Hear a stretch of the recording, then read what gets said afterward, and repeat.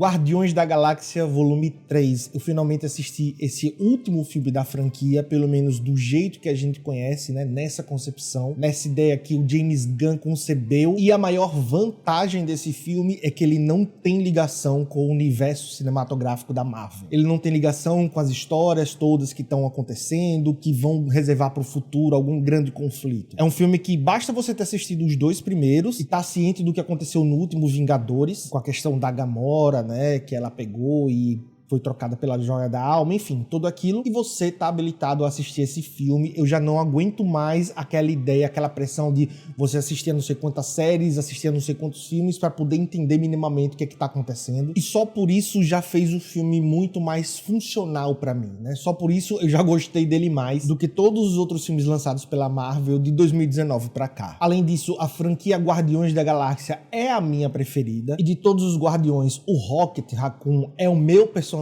favorito, e esse filme é dele, tá todo centrado nele, o que também fez com que o filme crescesse na minha estima, sabe? Aqui o Peter Quill, ele tá numa bad desgraçada depois que a Gamora morreu, tá bebendo todo dia, tá jogado às traças, e na verdade todos os outros Guardiões, eles estão meio perdidos, sabe? Eles se mudaram pra aquela cabeça gigante lá, estão meio que tocando a vida, meio que cuidando do Peter, tentando fazer com que ele supere essa perda, até que o Adam Warlock, né, aquele cara todo dourado que todo mundo fez um enxame desgraçado quando ele tava pra aparecer, ele invade o QG dos Guardiões, quase mata o Rocket, só que acaba não dando muito certo e ele acaba vazando de lá, e como o Rocket ficou muito debilitado, todos os Guardiões decidem ir atrás da empresa que tava querendo pegar o Rocket pra fazer com que ele tire um dispositivo do peito e acabe não morrendo. E aqui o filme ele é dividido em duas partes que ficam se intercalando. A primeira é contando do passado do Rocket. O que foi que aconteceu, pelo que foi que ele passou para ter tanto trauma, né? Os dois primeiros filmes já mostram que ele é um cara muito traumatizado, e aqui mostra o que foi, qual foi essa experiência que ele passou, que ele viveu, para ser esse personagem completamente traumatizado. São recapitulações muito boas, para mim as minhas partes favoritas antes do final, e servem para que quando chega no último ato, né, o filme ganhe um peso maior, peso de revanche, sabe? Aquela coisa de tipo, agora é minha hora de dar o troco. E a outra parte conta a história do presente, né, deles indo atrás dessa empresa para tentar salvar a vida do Rocket, e é basicamente uma história de um grupo que precisa de um ponto A para um ponto B. E em toda essa parte, até eles chegarem nesse QG, até eles invadirem e tudo mais, sinceramente eu achei muito fraquinha. Toda essa parte eu consegui ver as engrenagens da velha Marvel funcionando. É aqui que a gente vê várias facilitações de roteiro. Por exemplo, tem uma parte que eles chegam em um lugar e eles têm 3 campos de força muito poderosos, e aparentemente eles não sabem como entrar, e eles se questionam, e agora? O que a gente vai fazer? E o Peter simplesmente olha pro lado e diz,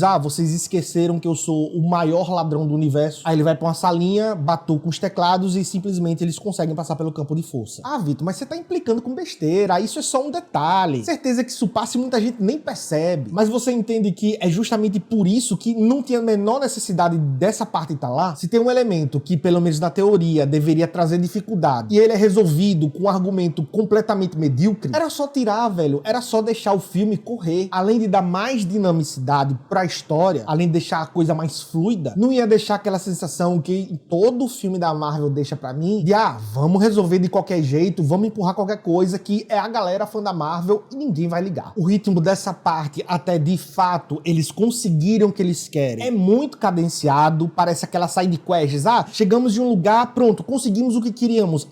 Não é bem isso, a gente agora tem que ir pra outro lugar. Tá ligado aquelas brincadeiras de criança, que uma diz, consegui pegar o código de ativação e agora eu vou salvar o meu amigo, aí o outro diz, não, mas você pegou o código errado, já mudou, agora tá na outro lugar. Aí você, tudo bem, então vamos agora viajar novamente, porque tudo isso não serviu de nada. Então, essa é a mesma estrutura que compõe essa viagem do ponto A pro ponto B, pro ponto C e depois pro D. Mas aí, quando eles chegam no final mesmo, os últimos 40 minutos de filme é muito melhor. O filme cresce muito mais, porque ele justamente começa a trazer aquilo que o Guardiões tem de melhor, que é a interação entre os personagens, o background da união deles, o que torna o grupo muito unido, e linka também com todas aquelas partes que fazem o background do Raccoon, né? E aí, pelo menos pra mim, é absurda a diferença de qualidade que o filme ganha. E quando eu percebi que o final, ele é tão melhor do que todo o resto do filme, eu só fiquei com aquela sensação de que ele é muito mais longo do que ele deveria ser. É um filme que tem 2 horas e meia, mas se ele tivesse 1 hora e 50, 2 horas no máximo, seria perfeito. Por exemplo, toda aquela parte da Contra-Terra, que é um planeta bem parecido com o nosso aqui, né, onde tem animais modificados. Toda aquela parte é inútil, poderia cortar completamente aquilo, que não vai fazer diferença nenhuma. Os efeitos visuais são muito bons, principalmente os animais feitos em computador, a questão da textura do pelo, a movimentação, tá tudo muito fluido, tudo muito bonitinho mesmo, o que destoa bastante das últimas coisas que a gente tem visto da Marvel. Ah, mas não tem nenhuma hora que o CGI fica com cara de coisa feita no computador? Tem sim. Tem uma hora que aparecem uns monstrões com uma ruma de dente na boca e ali você olha, é boneco de massinha feito no computador puro, não tá tão desgraçado que naquele olho gigante do Doutor Estranho no Multiverso da Loucura. Mas assim, mais uma vez,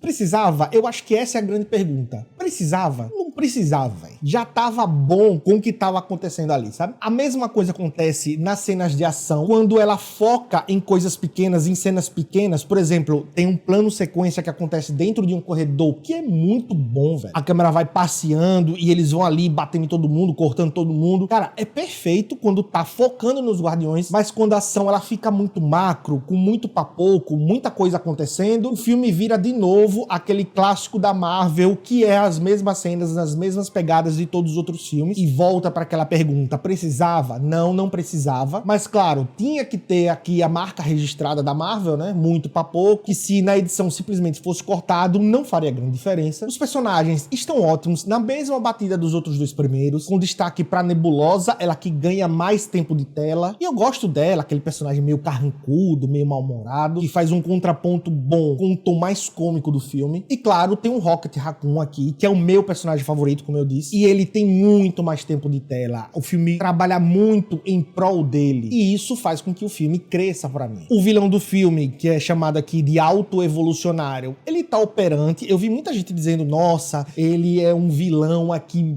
tenebroso, o melhor vilão depois de Thanos. E eu percebo isso porque eles deram aquele mesmo tom que deram pro Thanos, de um vilão que tinha algo justificável, uma causa justificável, e isso dava mais camadas pra ele, mas sinceramente ele não chega nem perto do Thanos. Eu acho que a grande diferença é que o Thanos, ele tinha porte de vilão, aquele cara que era inevitável, sabe? Como ele mesmo diz: eu sou inevitável. Ele é inabalável, velho. Mesmo quando tudo tava dando errado, ele mantinha a postura, e teve vários momentos que esse aqui, ele simplesmente parecia uma criança mimada que tinha muito poder, e quando as coisas saíam meio que do controle, ele fazia birra, sabe? Dava ataque de pelanca.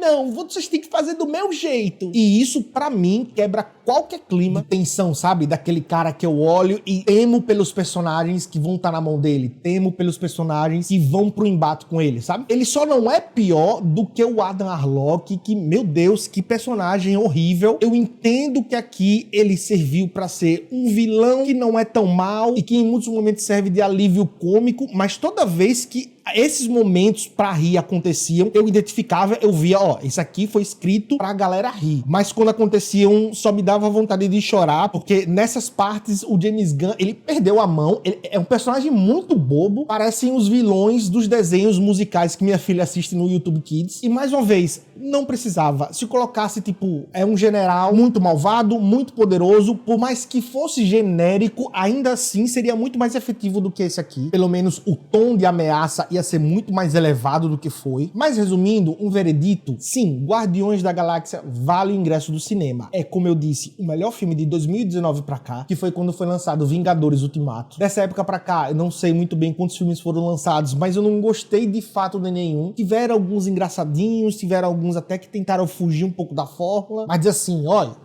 foi um filme bom mesmo, não teve. Esse tá realmente um nível acima. Pra mim, Guardiões da Galáxia morreu, né? Era um projeto que fazia sentido do jeito que ele é, com a qualidade que ele tinha, enquanto James Gunn tava no comando. Agora ele tá saindo pra Warner, né? Pra comandar os projetos da DC. Mas foi uma boa despedida. Eu achei que ele conseguiu fechar, sim, com chave de ouro, a história desses personagens que ele tanto gostava. Como eu disse, é um filme que pra mim incomodou em muitos aspectos, mas são aspectos que eu já esperava, porque ele faz parte da Marvel. Marvel, e como a Marvel mantém isso em todos os filmes, não tinha como fugir aqui. Mas pelo menos em termos de história, ele é bem independente. Você não precisa gastar horas e horas com várias outras produções audiovisuais para poder ter acesso a esse filme aqui. Mas agora me conta, você já assistiu esse filme? E se já assistiu, o que foi que você achou? Além disso, não deixe de se inscrever no canal se você curte esse tipo de conteúdo e de curtir esse vídeo, porque me ajuda demais a continuar esse trabalho. Eu vou indo nessa e eu espero que você tenha uma semana maravilhosa.